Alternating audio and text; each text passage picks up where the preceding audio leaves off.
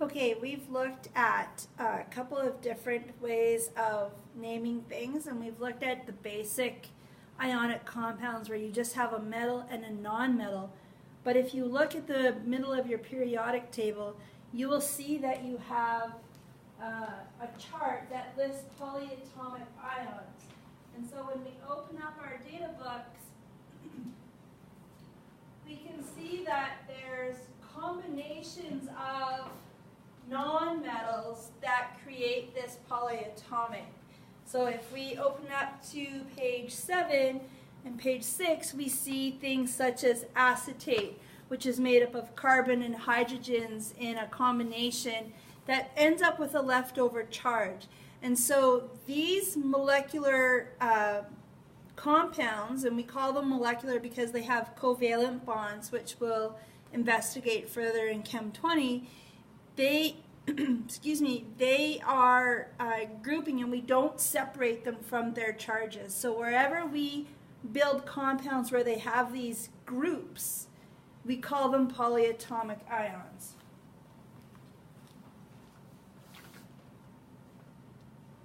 So there's a very specific way of naming them. The first step is to name the cation, and then the second name is to refer to your periodic table and to the chart at the top of page 6 and give it that name that we're looking at. And so brackets have to be used around the polyatomic if we have more than one found in the chemical formula. So you can remember that when we were looking, for example, at calcium and phosphate or phosphide, calcium has a 2+ charge and phosphide had a 3- charge. Looking at your groups to get your charge, group 1, group 2 are 1+ and 2+, and then groups 13 through 18 are 3-, 4-, 5-, or in the reverse, 5-, 4-, 3-, 2-, and 1-. Okay, and so when we combine this, we have to make sure that we're balancing out these charges, and so we have calcium 3, phosphide 2. The same thing happens for polyatomics if we have more than one. So if we're looking at sodium sulfate, sodium has a 1+ charge. It's found in group 1. And then we see sulfate, and this gets confusing. You're going to want to try and call it sulfur tetraoxide, and that's incorrect. What you need to look at is you need to look at this as a group as a whole. And when you look at the top of page 6 and you find sulfate at the bottom in the 5th row, we see that sulfate has a 2- charge. So what's the common value between the two of them? It's a 2. And so how do I get a 2+ charge for sodium? I'm going to multiply it by 2. Sulfate is already added 2, so I leave it at 1. So I end up with 2 sodiums and 1 sulfate. Same with ammonium chloride. This is one name like this, and we find this for, in the chart, it's the second one down on the left-hand side. This polyatomic NH4 has a charge, if we look on our graph, or on our chart, of a 1+. Chlorine is in group 17, which has 7 electrons in its outermost valence shell, which means that it has a 1- charge. And so a 1 and a 1 is common. We build it like this. Now, ammonium phosphate is a different story. Because what we know is that ammonium, which we've just investigated, has a 1+ charge. And when we look in the polyatomic group at phosphate, and we find it in the 4th column, we see that it has a 3- charge. So what's a common value between the two of them? 1 and 3. 1 times 3 is 3, so how do I go from 1+ to 3? I multiply by 3. How do I go from 3 to 3? Just multiply by 1. And this is what it means here by brackets must be used, because if I don't put a bracket in here, what I get, if I didn't do that, I would have this. I would have NH4, which is ammonia, 3 PO4. And so then if I was looking at this, to me, this would mean I'd have 1 nitrogen, I would have 43 hydrogens, I would have 1 phosphate, and I would have 4 oxygens. And this is wrong. Okay? Or the other way you might look at it is that you multiply 4 by 3, and you don't. Not right now. Okay? So make sure that if you have the requirements of more than 1 to satisfy your charges, that you're using brackets to isolate your polyatomic, and then to indicate that this is ammonia 3 times phosphate. Okay? That's how we understand it. We need 3 ammoniums to satisfy every 1 phosphate. So let's look here. So this is 4 compounds. The first one is a metal. This is a metal. This is a polyatomic. This one here is a metal. This whole group is a polyatomic. This is a metal. This is a polyatomic. This is a metal, and this is a polyatomic. So what I want you to do is to pause the video and then to try this on your own, and then come back and double check.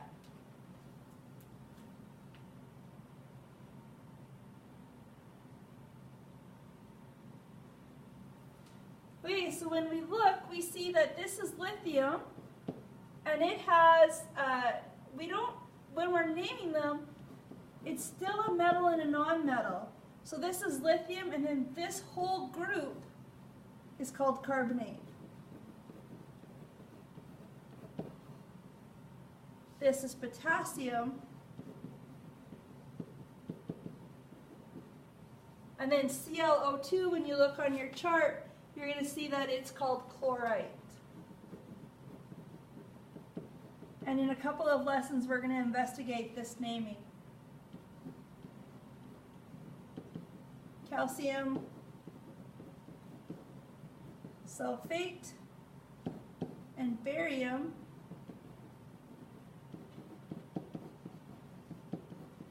nitrite, because you see that there's only the 2 here. This is a good example of using brackets. Barium, if you look for barium on the periodic table, you're going to see that it's in group 2. So it has a 2+ charge. Nitrite, when you look on the chart, has a 1 negative charge. And so the common value between them is 2 times 1. And so in order to balance that out, I already have a 2+ here, so that's multiplied by 1. This is a 1 negative. How do I get 2? I have to multiply this by 2, and so I get barium. And this is to indicate that this is nitrate twice, not nitrogen and 22 oxygens. Okay, that's a very common error that gets made at this stage while we're learning.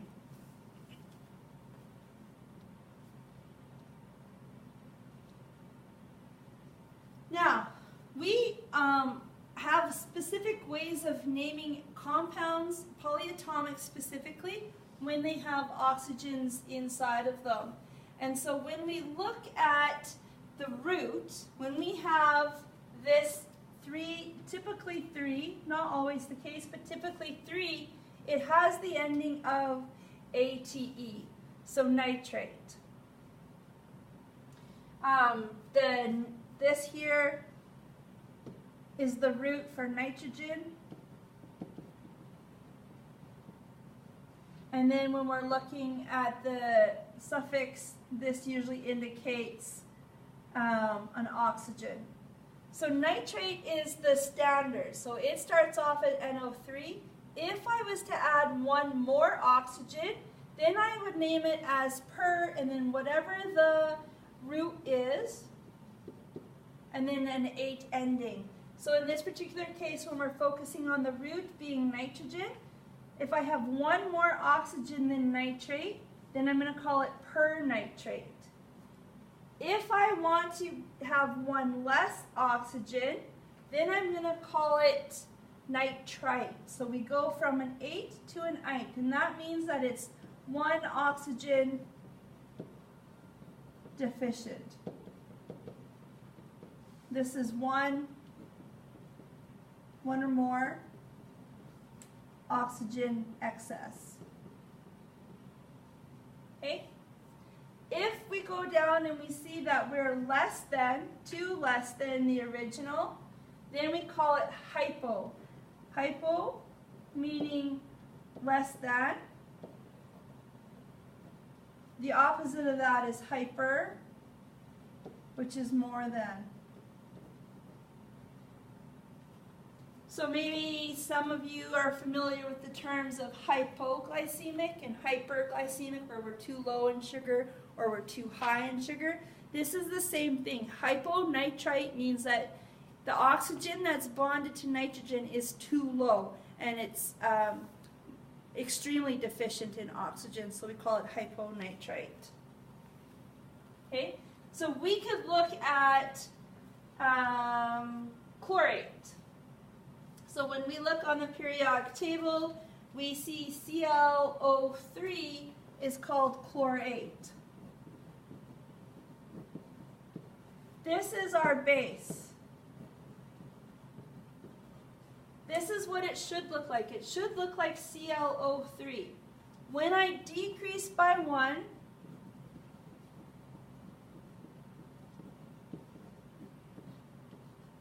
I'm going to call this chlorite. So I'm still keeping my root, chlor being that I have a chlorine molecule in there and that it's bonded to oxygen, but that I'm deficient in 1. When I look back here and I see that I'm 2 less than chlorate, I'm going to decrease my oxygen by 2, I'm hypochlorite.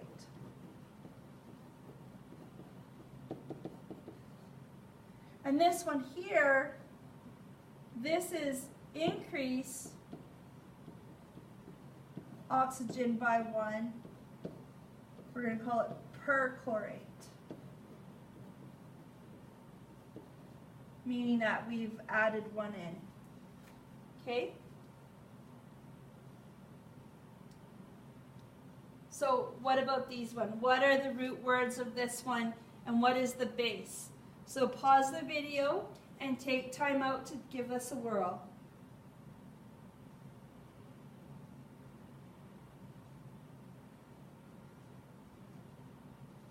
Okay, so when we look at the periodic table in the polyatomic table, we look for the symbols and we're looking for PO4 3- is the first one on the table.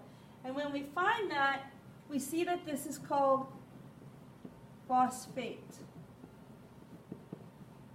Okay, so the root is phosphorus representing the P, bonded to oxygen. This indicates that we're bonded to oxygen.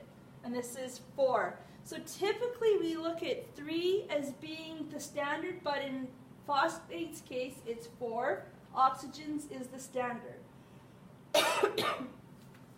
So this decreases by 1. So our name is going to be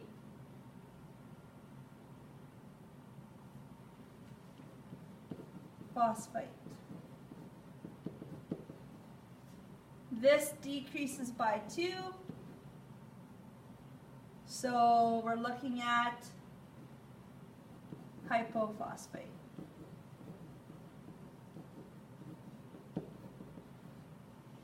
This increases by 1, so we're going to call this perphosphate. Typically, this one and this one are the ones that we see substantially in the chemical industry. The other two are very unstable.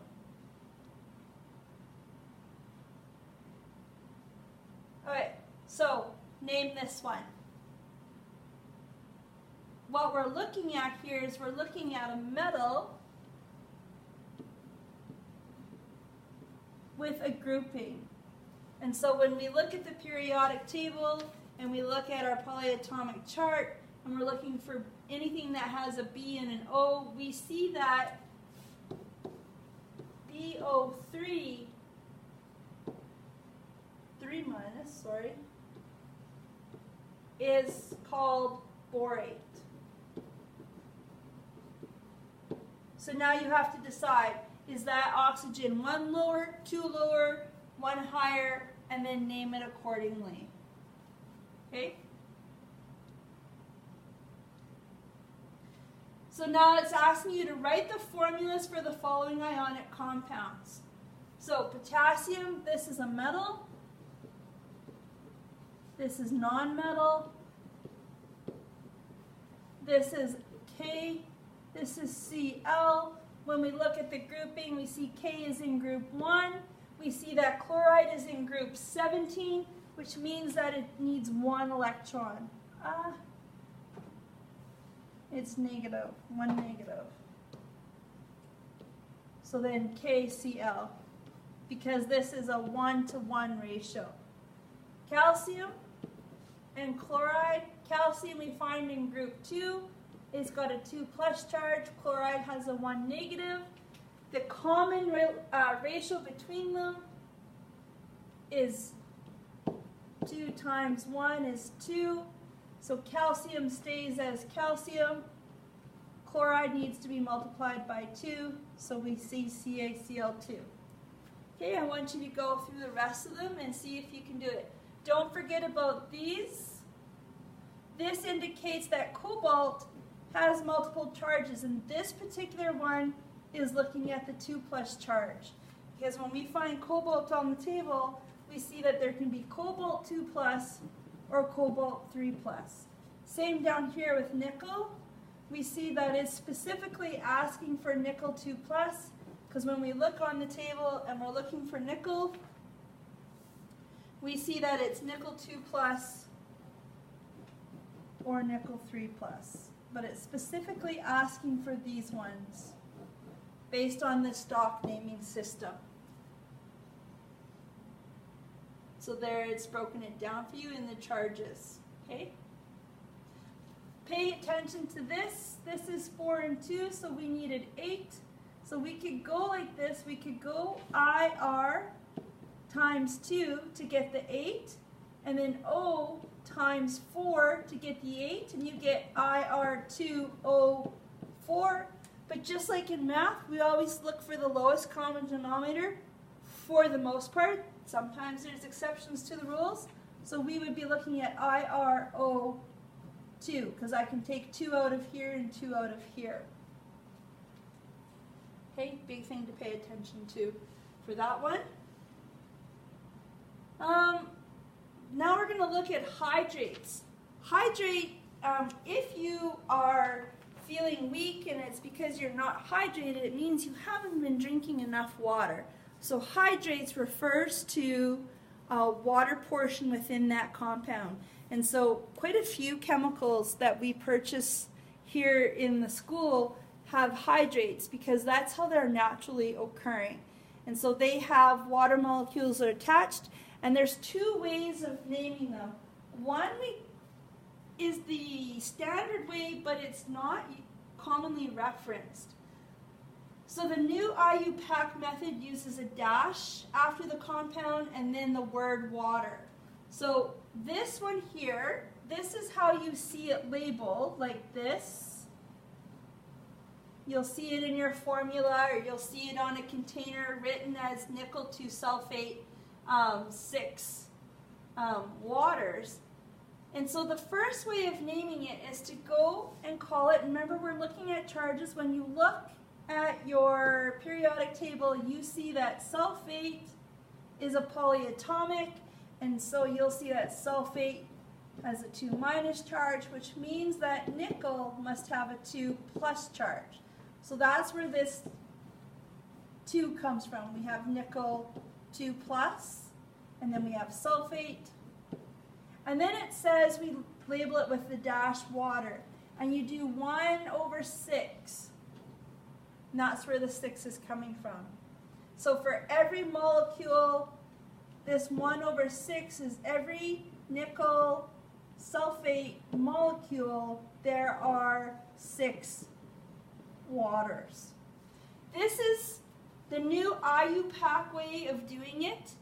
I have yet to see any of the new material come out using it.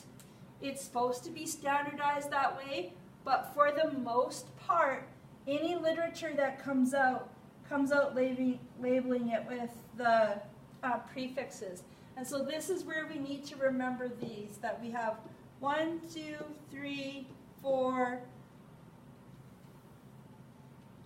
5, and we have 6, 7, 8, 9, and 10. So 1 is mono, 2 is di, tri, tetra, penta,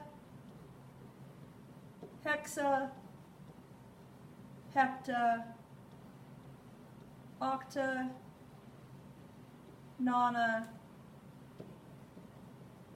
and deca. And we can go up quite a bit higher, but we tend not to work with that high a level.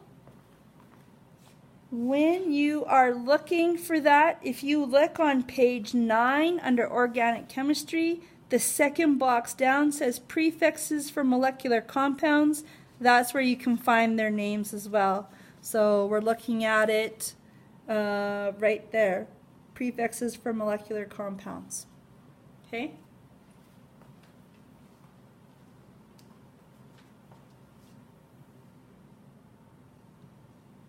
So there are some hydrate pages to work on. These page numbers don't line up with your textbook.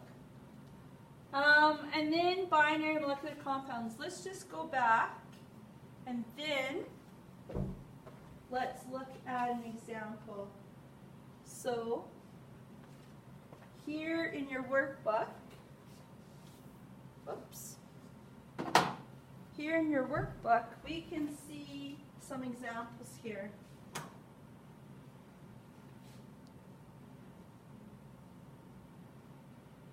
So here's where you're working on polyatomics, so page 8. Page 9 is some hydrated compounds.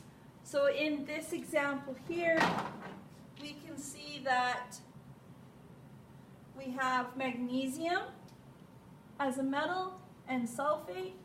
So we have magnesium. Oh.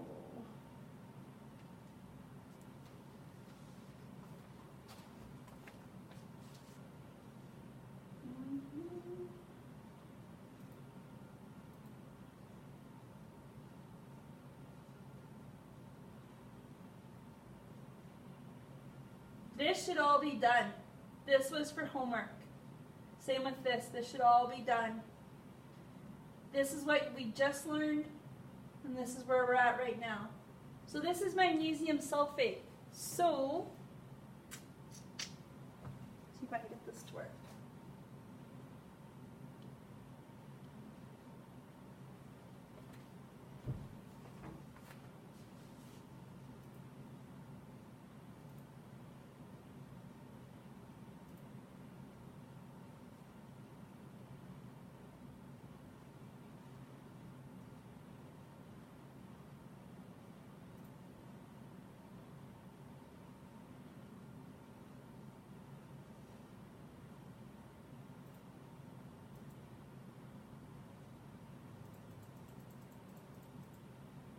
Alright, hydrated compounds.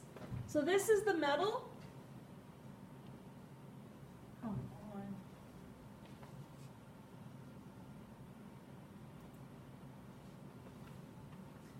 This is the metal. This is the polyatomic non-metal. And this is your hydrate. So the first one, our metal, is magnesium.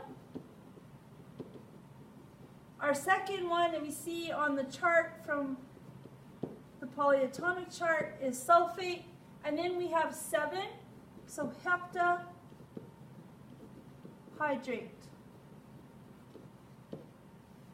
Okay? If we look at the next one, which is magnesium chloride, and we do it with the tradition or the new way of doing it, it's magnesium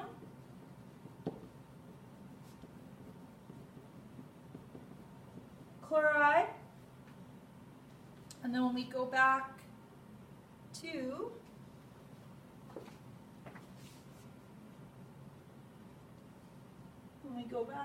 here,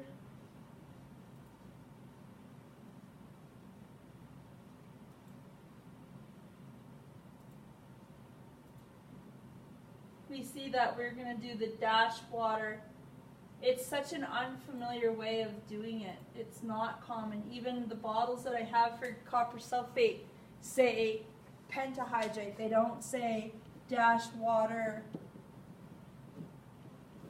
1,6. So even though this is the new way of using, this is the IUPAC way of doing it, this way here is still standard use.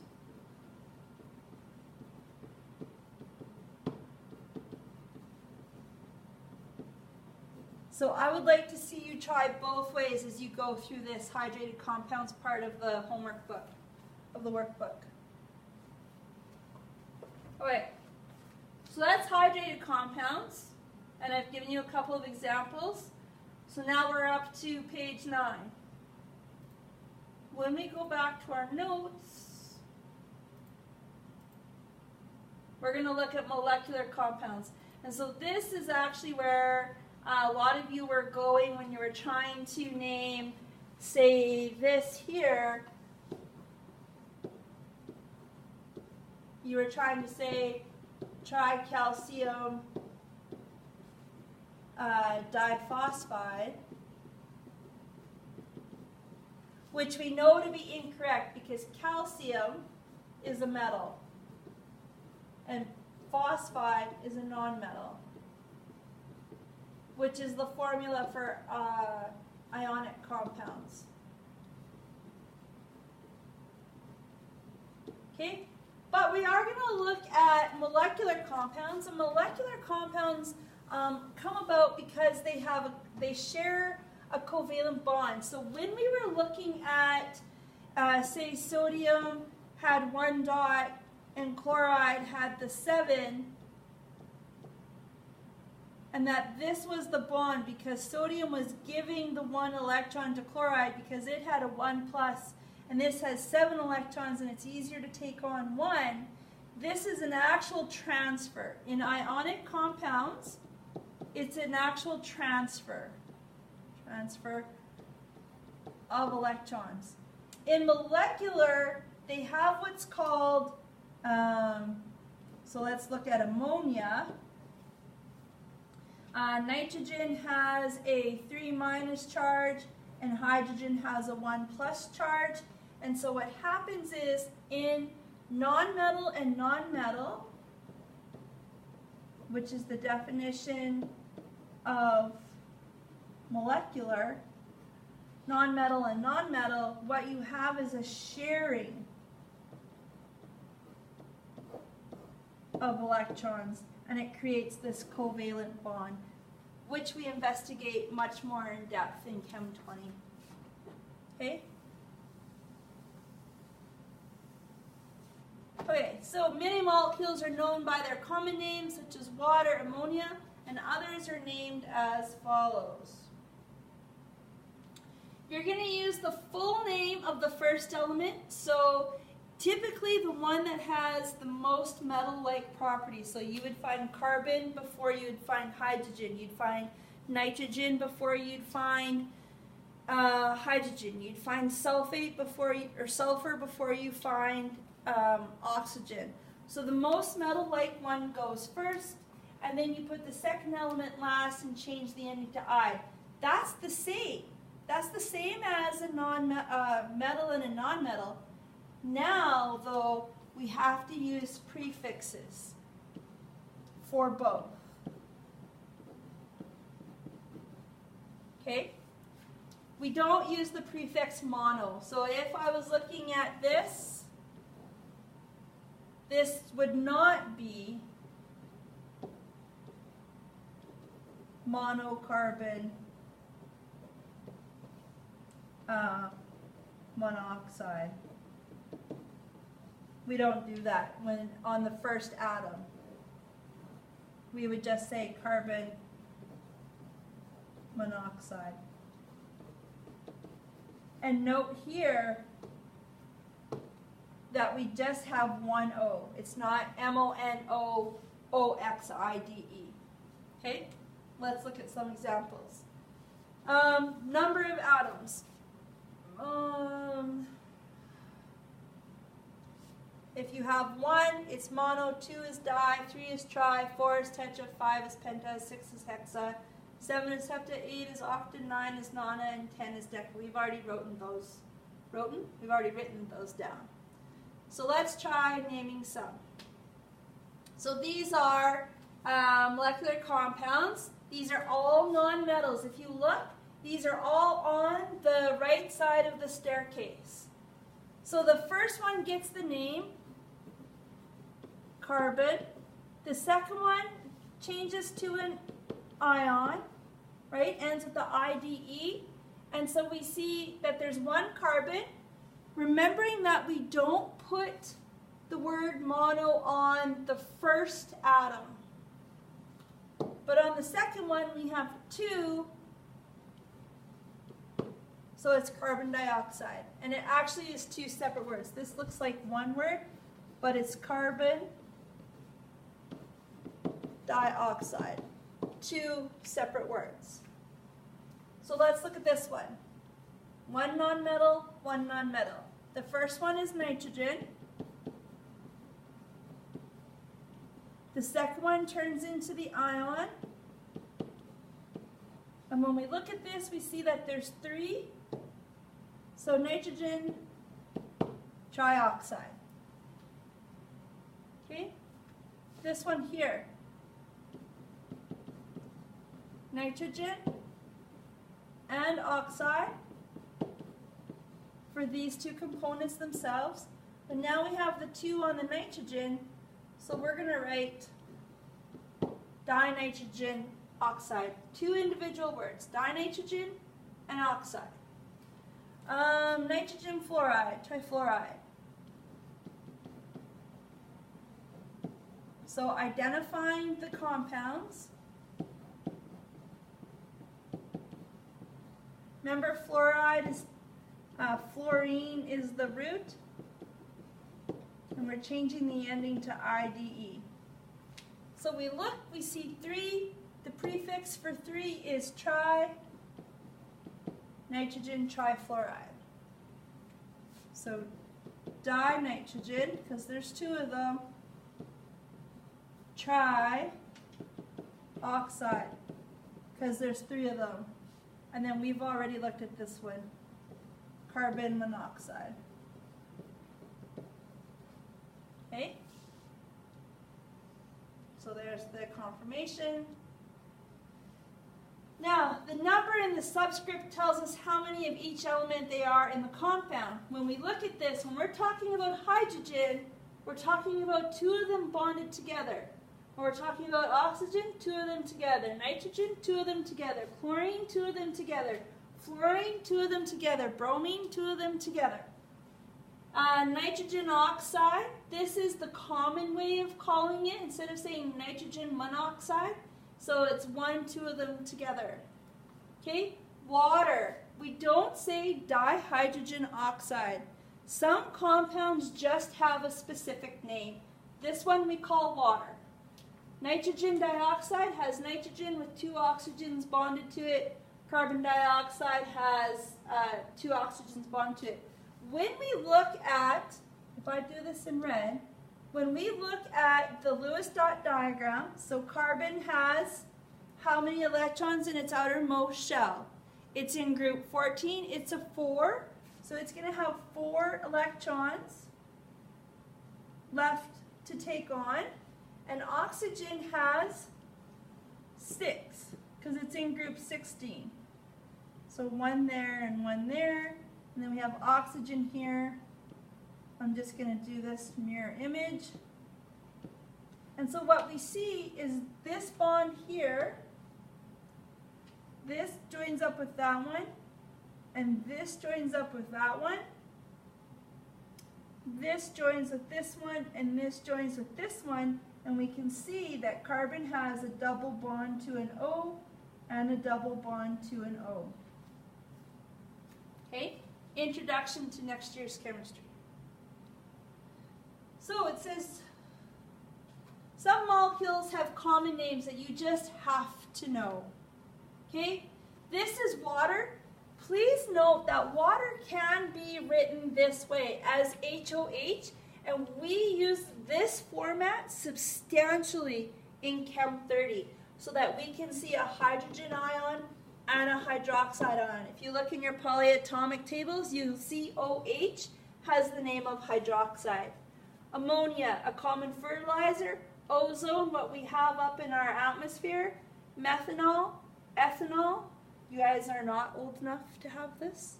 Propane runs our barbecues. Methane, glucose. This is a very common. You will become up close and personal with that in Bio 20. Sucrose is two glucose molecules together, specifically two glucose. Okay, hydrogen peroxide used to clean wounds, and hydrogen sulfide, which is a very poisonous gas that we have substantially in the oil patch. Okay, you have to know these names. You have to be able to look at C2H5OH and know that that's ethanol. This one here, CH3, has the prefix of methane, meth. C2H5 has the prefix F. Propane, C3H8, has the prefix of prop. That's organic chemistry in Chem 30. But you do need to know that CH3OH is methanol, C2H5OH is ethanol, and C3H8 is propane, methane. Glucose, you're going to know that one inside and out by the time you're done Bio 20.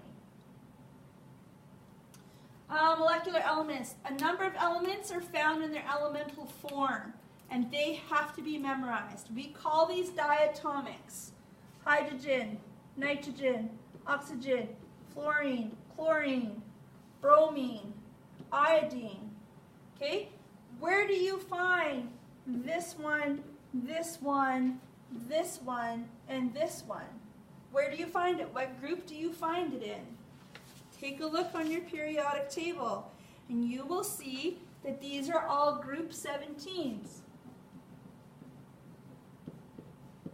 Okay? Hydrogen is group 1. Nitrogen is group 15.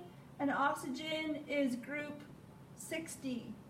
These are diatomic. If I'm talking about oxygen in the atmosphere, I'm talking O2. If I'm talking chlorine that you put into a swimming pool, I'm talking Cl2. It's very, very important that you know that these are what we call diatomics. Di meaning that there's two of them to make up the element. Sulfur and selenium exist as S8s. So if you're looking at, I don't know how many people have driven through southern Saskatchewan and they see the great big yellow mounds of sulfur. This is solid sulfur. This is S8 as a solid. Selenium also has 8. Phosphorus, if you're looking at it as a solid, exists as P4. So if I'm talking phosphorus, if I'm talking to you about phosphorus and I want to put it into equation, I'm talking P4. Same with sulfur, I'm talking S8. Same with fluorine, I'm talking F2. Okay? So these ones you have to know. Commit these to memory. So these ones here that are highlighted in red and in blue. The sulfur, phosphorus, and selenium, these ones are 8 and 4s. The rest are all 2s. And if you need a way to remember it, it's called horses need oats for clear brown eyes. So H2, N2, O2, F2, Cl2, Br2, and I2, those are the diatomics. And then when we look at physical properties, so a physical property is something that you can actually measure. The melting point, the boiling point. What's the boiling point of water? It's 100 degrees. What's the freezing point of water? It's 0 degrees. What's the melting point of ice? It's 0 degrees. Conductivity is the ability for that compound to